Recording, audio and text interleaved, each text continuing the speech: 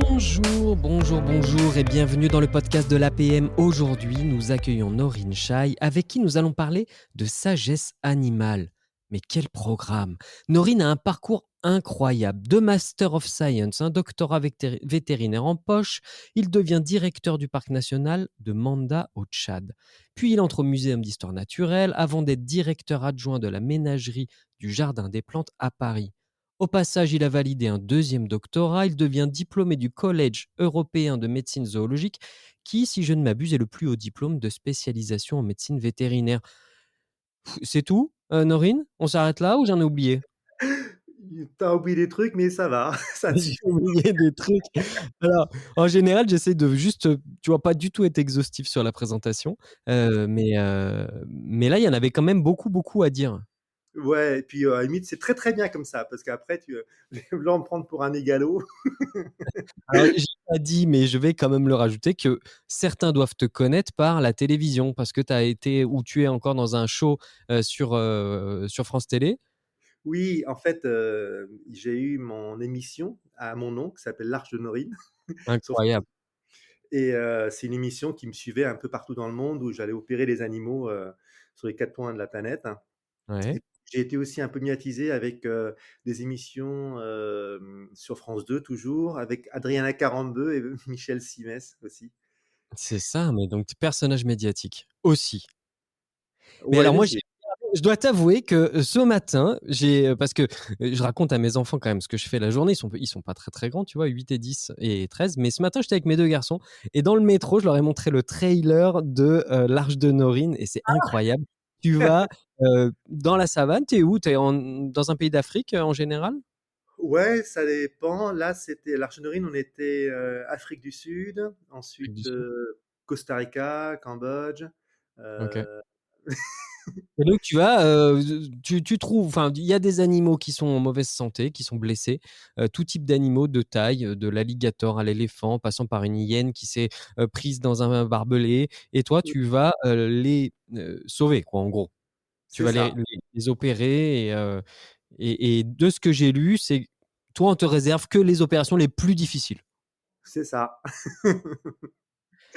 No Norine, alors quand j'ai préparé, cette interview, il y a quelque chose qui revient souvent quand tu te présentes, c'est que tu dis que dès 4 ans, tu savais déjà que tu voulais être vétérinaire. Ah oui, je pense que c'est, on va dire, une grâce, un don de la nature, du ciel, de ce que vous selon les Ouais. croyants. C'est une bénédiction d'avoir un chemin de vie aussitôt, puisque tu sais exactement où tu veux aller. La vie te donne les moyens pour y arriver et je pense que c'est vraiment la bénédiction que j'ai pu avoir à l'âge de 4 ans. Je voulais être vétérinaire, je voulais soigner le monde. Mais ça, bénédiction, quand on dit bénédiction, on a l'impression que c'est quoi? C'est une force supérieure qui t'a donné le cap? Je crois sincèrement avec l'âge qu'il y a quelque chose de bien, bien, bien plus grand que nous et qu'on a un chemin à parcourir tous ensemble. D'abord soi-même et c'est une bénédiction effectivement de qu'on nous ouvre, tout de suite, des voies ou qu'on nous affiche où aller tout de suite. C'est Donc toi, effectivement. tu as eu cette bénédiction. Et alors, tu le voyais comment à ce moment-là? Est-ce que tu visualisais le métier ou tu avais la destination, c'était quoi? C'était toi et ton rapport aux animaux? Alors, c'est une très bonne question parce qu'en fait, c'est une question que je me suis souvent posée. C'est en fait, c'est un chemin. Parce qu'un chemin, moi, ce que je vois plutôt comme, un faisceau, des lampions, pour savoir où je vais aller et ce que je voulais, en fait, c'était soigner le monde, en fait, soigner la souffrance. Alors c'était pas franchement top et fun, hein, mon enfance, puisqu'il y avait pas mal de tragédies et Tu es né au Cambodge? c'est ça, je suis né au Cambodge et cette, vocation, en fait, c'était surtout pour soigner le monde, la souffrance des personnes et des gens, des animaux qui sont autour de moi. Et J'en ai fait alors, tu en as fait un métier. un métier? Ouais. Mais ça, c'est assez incroyable. Mais quand tu le dis, toi, ça tient en une phrase de: «J'avais un cap et puis je l'ai atteint». Parce que concrètement, toi, en plus, tu as fait ça comme on pratiquerait un art martial avec un niveau d'exigence et d'excellence dans la pratique, puisque tu as atteint finalement le plus haut niveau de ce que tu pouvais espérer. Puis après, même, tu as fait des petits pas de côté avec une approche plus grand public avec les médias, et puis une approche plus scientifique dont on parle un peu moins peut-être, parce qu'en plus, moi, j'aurais pas le bagage pour te faire parler là-dessus, mais j'ai bien retenu qu'en tout cas, tu étais un des plus grands experts de ces chemins-là. Toi, tu le dis comme ça tout simplement. Est-ce que dans la réalité, ça a été aussi simple de suivre cette quête-là? Et en fait, tu sais, oui, en fait et c'est étrange à dire, mais là, on est dans un podcast APM, donc du coup, on peut on peut le dire. Oui, effectivement, je ça a été assez, fluide, pas facile, fluide, OK, parce qu'il y a du travail derrière, évidemment. bien Du sûr. travail, il y a des sacrifices, il y a plein de choses. Donc tu peux imaginer, il y a beaucoup, beaucoup de travail. Donc ça en revanche, ça a été fluide. Je savais où j'allais. Donc et ça, ça rejoint un proverbe tibétain qui dit: «Fais attention à ce que tu veux, parce que tu l'auras». Tu sais que c'est très in tu sais que c'est la première fois que j'entends quelqu'un me citer ce proverbe et que c'est la phrase qui était écrite sur un papier dans ma salle de bain pendant toutes mes années étudiantes, pendant une dizaine Non, d'années. J'ai eu cette phrase-là dans ma salle de bain. C'est la première fois que je l'entends d'une autre voix, donc je suis touché. C'est lourd de sens et ça veut aussi dire tout est possible, voilà. c'est ça et donc ça a été fluide pour répondre à ta question. En revanche, je le dis simplement parce que je sens que je suis encore un petit padawan sur mon chemin et que j'ai encore beaucoup, beaucoup de choses à accomplir et à apprendre et à me perfectionner et tout ça, c'est des outils, en fait, tu vois? Les doctorats, tout ça, les diplômes, c'est des outils pour moi. Bien sûr. C'est pas c'est pas un objectif, hein, c'est juste des outils. Et une dernière question sur ça, parce que ça me fascine quand même cette trajectoire-là et cette capacité à aller au bout. On parle tout le temps du sens, hein, alors en plus là, on est dans une période, on enregistre, on est en novembre 2022, la question du sens, elle est quand même très, très présente en entreprise aussi et puis dans chaque quête individuelle. Donc toi, tu avais, déjà ce cap qui est vraiment la base, hein. Si on veut pouvoir donner du sens à son action, il faut avoir le cap. Tu as défini ta trajectoire pour pouvoir atteindre ce cap, donc ton plan d'action, hein, en gros, et puis tu l'as déroulé. Est-ce qu'à des moments, tu as eu des grands doutes? Et à quel moment tu as été confronté au plus grand doute? Oh mon Dieu, mais évidemment, toute ma vie a été des doutes. Mais les doutes, est-ce que j'ai pris le bon choix? Est-ce que j'ai pris le bon poste? Est-ce que j'ai même au niveau même du médical, hein, est-ce que j'ai fait la bonne chirurgie? Est-ce que, j'ai fait le bon traitement? Évidemment, j'ai des doutes. En revanche, le cap est toujours le même: diminuer la souffrance. Est-ce que je suis en train de faire du bien pour l'animal ou pour la personne que j'aide, que je soigne? Ou alors est-ce que c'est mon ego que je nourris? Et à ce moment-là, ça me donne le cap. Est-ce que tu fais cette chirurgie pour ton ego parce que c'est top et tout, personne ne l'a faite? Ou est-ce que tu fais pour soigner vraiment l'animal? Et souvent, la réponse ne me plaît pas parce que c'est mon ego qui Parce qu'on voulait est faire une chirurgie, effectivement. Et ça me remet sur le cap, effectivement. alors C'est ça ma ligne ma ligne, ma boussole. et donc le terme d'ego par rapport à la thématique de la sagesse, est-ce que c'est central? L'ego est, par rapport à la sagesse, est un outil. OK. Puisqu'en fait, on a des outils, l'ego fait partie de l'outil indispensable. Sans ego, on ne peut pas vivre. Sans ego, j'aurais jamais pu avoir la carrière que j'ai eue, évidemment. Mais ça reste un outil, et Est-ce que l'idée c'est typiquement humain ou les animaux ont un ego aussi? ben, en fait, l'ego est un terme humain. Donc, on va extrapoler quelque chose sur l'animal. L'animal aura une forme d'ego, Mmh. évidemment. Mais, tout ce qu'on dit, en fait, on te parle, je te parle à toi, mais c'est 2 humains qui se parlent. Si j'avais un éléphant qui se parlait avec un autre éléphant, ils parleraient différemment et ils se diraient: «Et dis donc, tu crois que les infrasons, ils ont la même chose chez les humains?» «Oh, je sais pas, écoute, on est des éléphants, on n'est pas des humains». Donc ça, tiens, allez, si on devait résumer les je sais pas, quelques apprentissages majeurs de la sagesse animale. Tu en as fait un livre, donc là, c'est vrai que je vais Mmh. pas pouvoir enfin, c'est pas très sympa ce que je te demande parce qu'évidemment, on est sur un format court, donc on est obligé de courir et d'être ultra résumé.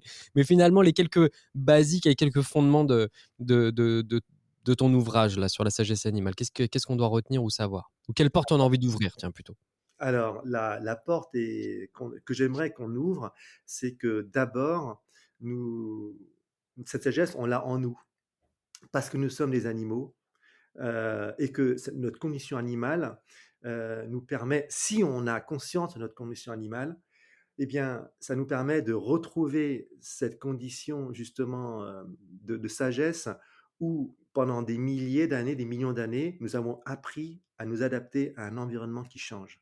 Mmh. C'est ce que fait l'animal et que nous, en fait, on s'est scindé par rapport à ça. On est, partis sur une voie qui est plus mentale et c'est normal puisqu'on a des capacités d'abstraction qui est phénoménale par rapport à d'autres animaux et on est passé là-dessus et on a oublié notre côté finalement animal, finalement humain et c'est ça que j'aimerais à chaque fois, même dans mes expertises, rappeler, c'est qu'on a cette sagesse, cette sérénité qui est naturelle et l'idée, en fait, c'est pas de rechercher la sagesse, c'est pas de rechercher comme tous les tu sais, comme tous les coachings ou tous les les développements perso, rechercher, ailleurs la sérénité, en fait, elle est déjà en nous. L'idée, c'est pas chercher, l'idée, c'est d'enlever tout ce qui nous empêche d'être nous-mêmes.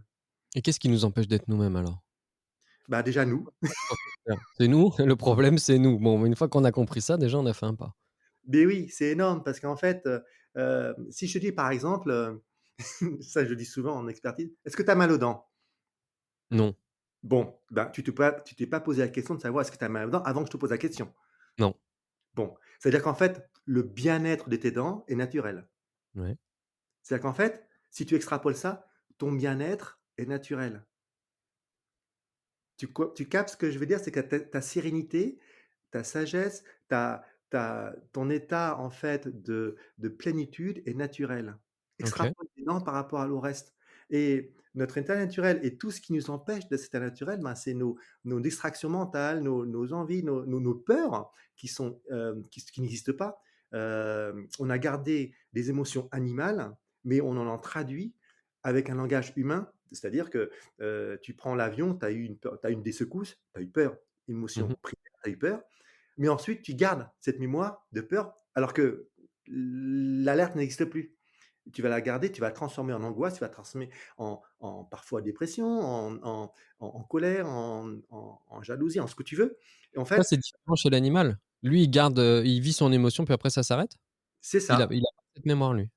Alors, il a d'autres mémoires, mais elle est toujours adaptée à son environnement qui change. Alors que nous, on va rester sur des choses qui n'existent pas et ça nous empêche d'être nous-mêmes, en fait. Les gens vivent dans le passé ou alors dans le futur et rarement dans le présent. Et ça, comment on fait pour enlever les couches alors? Bah, Ah! j'imagine que ça s'il y avait une recette magique en deux clics, tu serais sur tu serais partout en train de prêcher. Mais bon, peut-être tu as des tuyaux quand même, des pistes. Alors, les pistes, c'est déjà en prendre conscience. Tu peux pas, en fait, enlever les choses si tu as pas conscience. OK.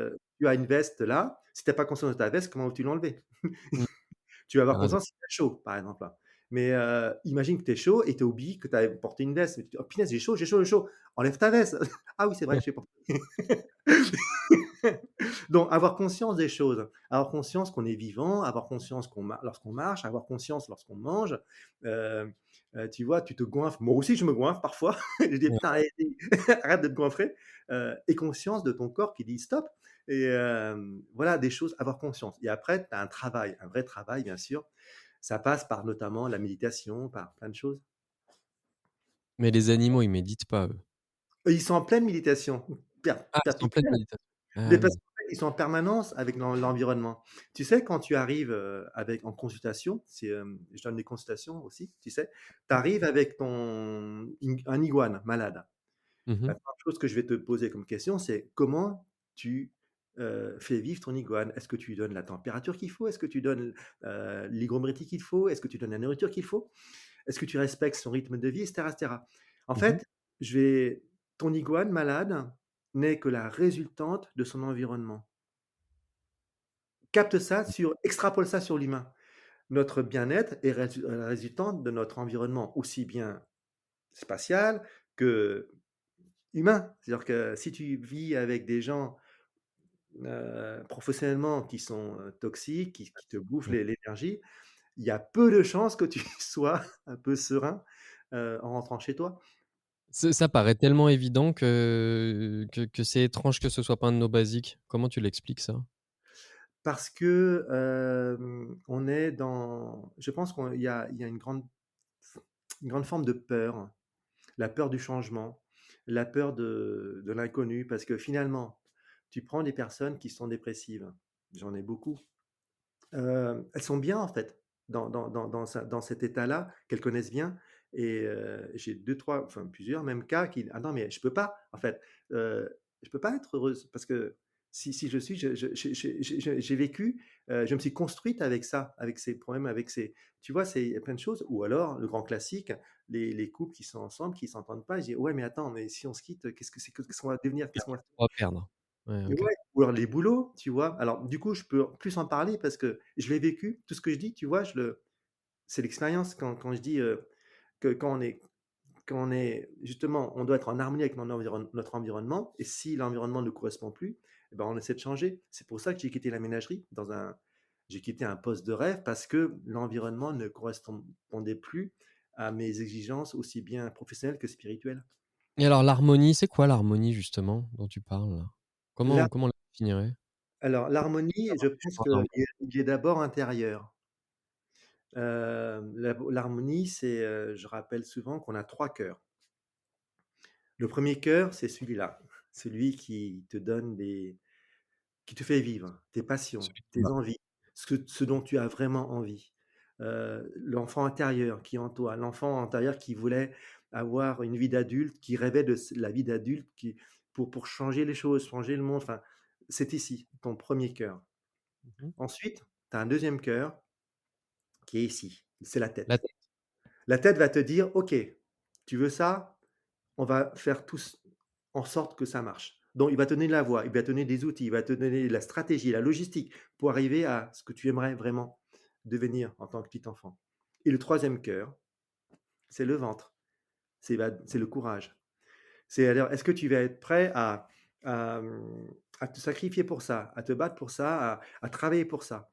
Et à ce moment-là, lorsque tu as les 3 cœurs alignés, pour moi, c'est ça l'harmonie. C'est qu'en fait, ce que tu penses correspond à ce que tu dis et à ce que tu fais. C'est vraiment l'alignement.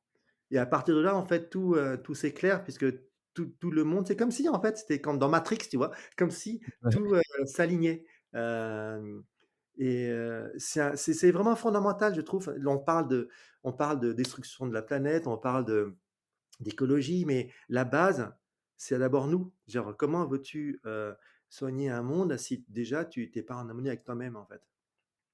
Et donc ça et si on fait le pont, on va quand même prendre un petit temps pour faire le pont avec le monde de l'entreprise, puisqu'on Oui, on s'adresse beaucoup à des, voilà, à des dirigeants, à des chefs d'entreprise, à des cadres. C'est ouais. quoi une entreprise harmonieuse alors? Si on suit cette idée-là? Alors, tu sais, j'ai vu beaucoup d'entreprises. Moi-même, j'ai été, manager d'un parc national, comme tu as dit, et puis même, directeur de plusieurs parcs zoologiques. L'entreprise, je pense qu'elle est harmonieuse quand le dirigeant est sain et aligné, en fait. Je pense que c'est d'abord ça et ensuite ça va rayonner tout autour. L'harmonie d'une entreprise, c'est quand en fait, les déjà la personne qui dirige ou les personnes qui dirigent sont bien dans leur tête, bien alignées et savent Mmh. vraiment où aller, donner le cap et que dans leur équipe, chacun sait exactement où est sa place. Ça, c'est, donc tu me poses la question, c'est, un des volets de mon expertise où je parle justement de l'harmonie de l'entreprise et avec des exemples de sociétés animales où tu as vraiment une lignée qui est la survie de la meute ou de la tribu et Mmh. ensuite chacun sait exactement ce qu'il doit faire. Finalement, une équipe de foot ou une équipe de rugby ou une équipe de ce que tu veux, une équipe, qui travaille, c'est une équipe qui sait exactement quelle est la place de chacun pour avoir une action harmonieuse. Com si je enfin, je rebondis sur ta notion de meute ou Mmh. comment, dans les meutes, le leader devient le leader? Comment le chef devient le chef? Alors, déjà, le leader, il devient le chef parce qu'il a les capacités, donc il va prôner, il va chercher à avoir le trône du chef et D'accord, c'est il va enchaîne. l'avoir parce qu'il a la capacité physique et la capacité mentale de guider la meute et surtout, il va être chef parce qu'il va être accepté des autres. Mais ce qui est intéressant, tu parles d'harmonie, on revient sur l'harmonie de l'entreprise. Ce qui est intéressant, c'est que, une harmonie, elle est harmonieuse lorsqu'on a conscience que cette harmonie doit être travaillée, doit être entretenue. Rien n'est acquis, en fait, et dans le monde animal, une société animale, le leader sait il sera jamais leader toute sa vie. C'est pour ça que ça marche. C'est que lorsqu'il aura les capacités qui seront diminuées, hop, il va laisser la place parce que sinon il va mourir, il va se faire tuer sinon. Et Ouais, c'est deuxième ça. Bah oui, alors et dans une entreprise qui est harmonieuse, sur le long terme, c'est parce que les gens ont compris, les leaders ont compris, les salariés ou les collègues, les collaborateurs ont compris que cette harmonie doit être travaillée, doit être, entretenue. C'est comme un nous, en fait, un nous qu'on entretient et qu'on chérit. Et C'est ça. comment tu fais pour l'entretenir alors? C'est quoi Hem, quelques fondamentaux que tu donnerais comme conseil? les fondamentaux, c'est, bah, déjà de savoir où on veut aller et surtout que, une exigence d'expertise et une expertise et surtout un savoir-faire qui doit être qui doit être à jour, qui doit être, le plus adapté au monde qui change, en fait. Je te donne un exemple, dans mon service à la ménagerie, à l'époque, le service vétérinaire, il y avait un moment, un cap où malgré tout si tu veux, ma spécialisation, je pouvais pas, être bon partout.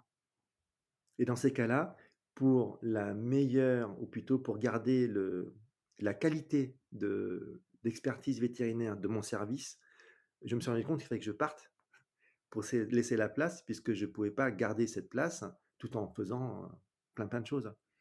Et à ce moment-là, ben, tu laisses la place pour que ce service garde en fait sa qualité. D'accord, là, c'est toi qui as pris conscience de ton seuil de compétences Voilà, de seules et tu as compétences et d'activité, ouais, exactement. Parce que je pouvais pas être bon partout, tout le temps. Et donc là, pour revenir à ta question de façon plus précise, comment garder, une entreprise la plus harmonieuse, la plus compétitive? Parlons directement. mmh. Finalement, c'est, que tous les collaborateurs prennent conscience de leur capacité eux-mêmes à tenir leur poste. Est-ce que c'est pour leur carrière ou est-ce que c'est pour l'entreprise qui travaille? Ce qui est, totalement différent. Mais ce que tu nous dis aussi entre les lignes, c'est que de toute façon, la nature étant bien faite, à un moment, s'ils sont à leur seuil de compétences, en limite, ils vont se faire, remplacer par quelqu'un naturellement, finalement. Il y aura Nature, toujours quelqu'un qui va arriver qui prendra la place et normalement. normalement, sauf, ouais, sauf dans certaines institutions. Comment, il y a un autre thème que tu abordes aussi, c'est la séduction. Ah oui, c'est vrai, c'est la sélection parce que, c'est intéressant comme thème sur la sélection, parce que lorsque je te parle de séduction, tu penses tout de suite à d'une manipulation, à, un faux semblant, Oui, quelque en chose de entreprise, c'est connoté. c'est très connoté et je donne exemple, en fait, de la séduction animale pour montrer qu'en fait, c'est naturel. Alors, hem entends-moi bien, c'est en fait, l'idée, c'est que l'animal, sur certaines périodes de la vie, il va entrer en parade nuptiale ou en Mmh séduction et pendant tout le reste, il va vivre sa vie entre guillemets, «normale», hors période de reproduction. mh. Mmh. Donc ce qu'il va faire dans cette période de vie, il va, envoyer des stimuli, visuels, auditifs, corporels, ce que tu veux. C'est la séduction. Mais à la fin de ma démonstration, ce que je dis, c'est que l'animal, tout ce qu'il a fait, il a fait d'une façon naturelle, authentique.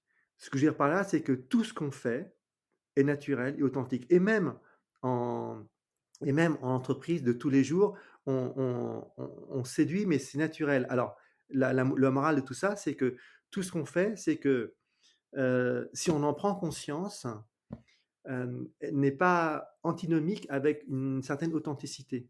Ce que tu disais, c'est qu'il faut, finalement développer un pouvoir d'attraction en ayant conscience du fait Oui, que, bah, oui, c'est pas tout noir ou tout blanc, on peut mais en respectant le plus d'authenticité possible, et d'être le plus aligné possible aussi parce que ça, c'est des stimuli beaucoup plus forts finalement que feindre ou à être dans des postures. Ça, c'est ce que j'ai compris moi de ce que tu m'as expliqué. Exactement ça, c'est exactement ça. Quand tu as conscience de ce que tu fais, comme l'animal a conscience qu'il fait, ta puissance de présence est démultipliée parce que tu as conscience de ce que tu fais.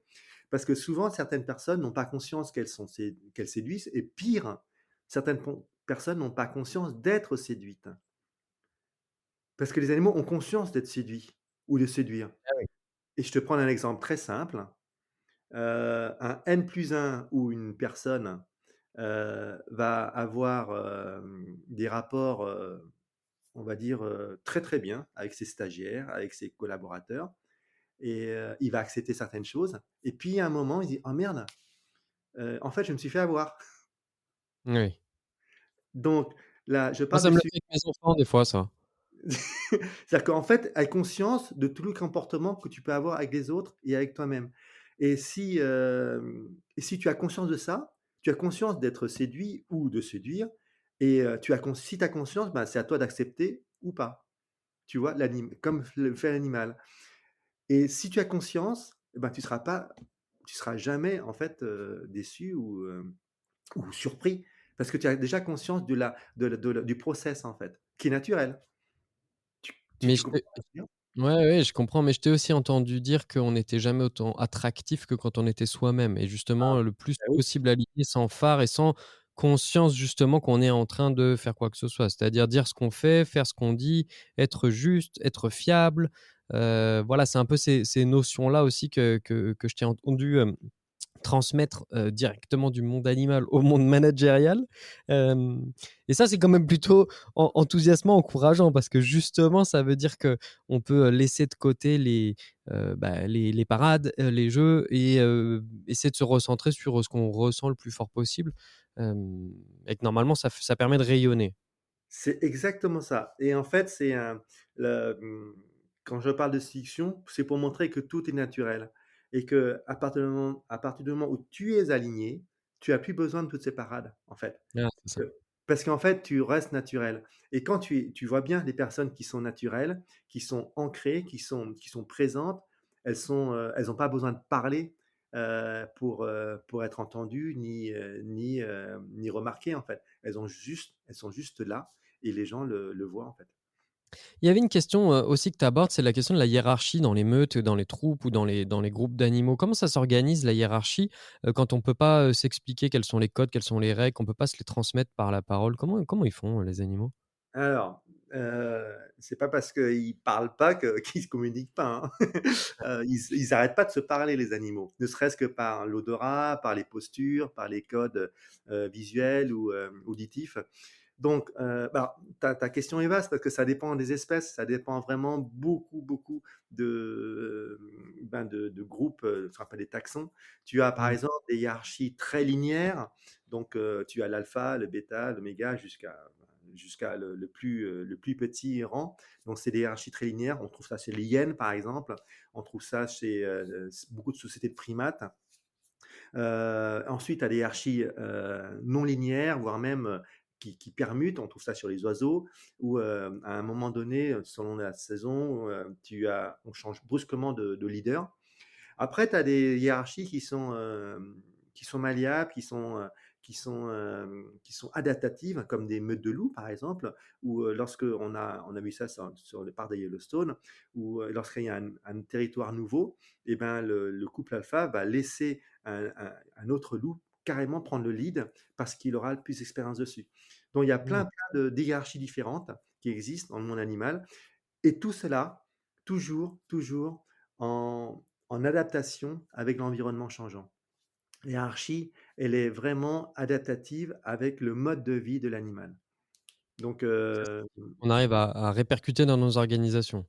voilà et ça dépend alors il y a les 3 oui, les 3 paramètres de justement d'une hiérarchie qui marche, c'est bien sûr des codes, des règles, comme on t'a dit. C'est-à-dire qu'il y a toujours des codes intra, spécifiques, sorte de si tu veux, de règlement intérieur d'une Mmh. entreprise où chacun les suit. Ouais, ils Heu sont formalisés, ils doivent être écrits, connus de tous. elles sont connues de tous parce qu'elles sont connues depuis le plus jeune âge puisque les parents apprennent à leurs enfants des codes, OK. justement.